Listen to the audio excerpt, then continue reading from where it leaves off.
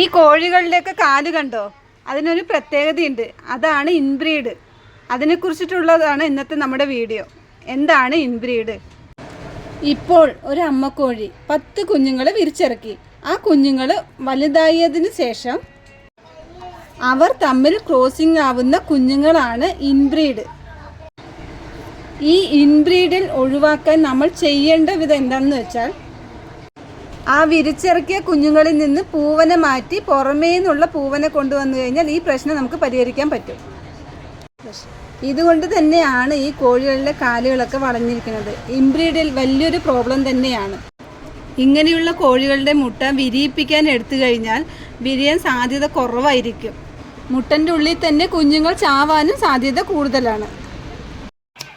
ഇൻബ്രീഡിലുള്ള മുട്ടകൾ പരമാവധി നമ്മൾ വിരിയിപ്പിക്കാൻ എടുക്കാതിരിക്കുന്നതാണ് നല്ലത്.